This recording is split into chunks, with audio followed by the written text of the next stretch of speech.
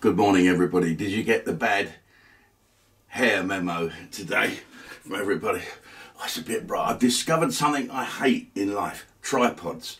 Trying to put that light up and that camera up. Oh, it's a nightmare. Anyway, how are we? Did you all queue up and go in the pub yesterday? Me and my two engineers that are working on an engine.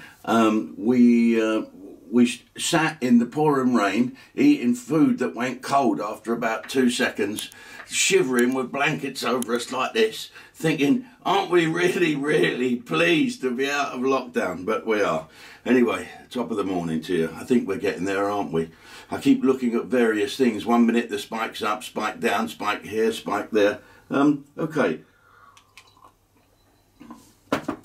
Let's talk about Prince Philip, and now it seems that I read today that the Queen's got to sit on her own with a mask on to say goodbye to her husband. Well, I'm afraid Your Majesty, everybody's had to do that, and you have the courage and the strength to see that through. I've also been seeing some most awful things on Facebook. This is unbelievable. There was a chap on there who had a slightly foreign name who said about Prince Philip, good riddance, Nazi pedo. And now, how that could be allowed on Facebook, or how that scrapes through, when all certain people like me, or particularly Alex, who we'll talk about in a second, has to say the wrong thing and the right thing, and of course he's banished forever. It seems to be an unlevel playing field that's going on. I was looking at stuff today. So Alex Belfield mentioned something, or I mentioned something about diversity and get myself cancelled about something, but someone with a name that would say that this is from a BAME type of person, or a made-up name, can talk about the late Duke of Edinburgh and get away with it. I was looking today as well here. I grew up in Woolwich, Charlton, Eltham, Kidbrooke, all around those council estates. I used to hang around that council estate where poor Stephen Lawrence was sadly murdered, and senselessly murdered by people with nothing better to do in their lives. And I always remember after that how inspiring that Stephen's father was, and what a dignified man. In fact, I wrote to him saying I used to hang around those exact streets. I drive past there sometimes when I'm going to Charlton. But let's look here that someone has put on Facebook. And this is what the problem seems to be. This is at a time where I've just seen that a woman who's in charge of diversity at the BBC has said Idris Elba is not black enough. What does that mean?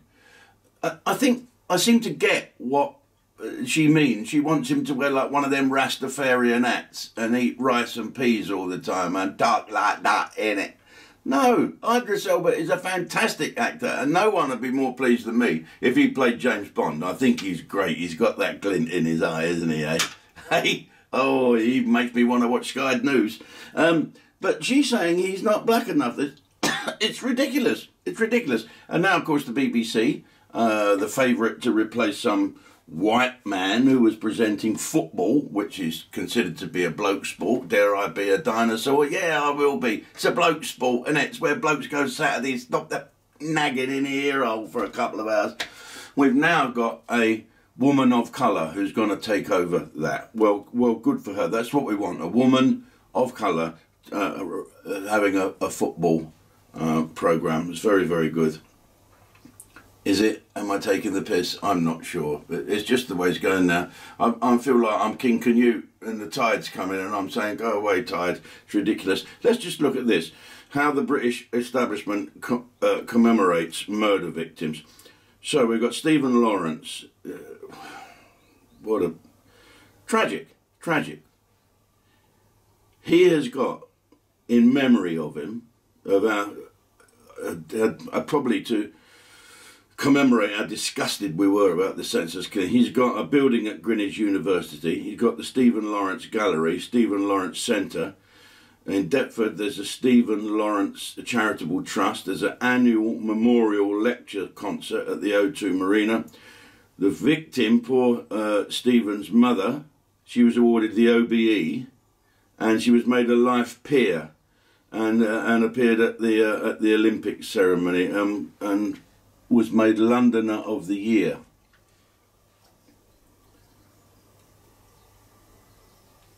Still doesn't bring Stephen back, does it?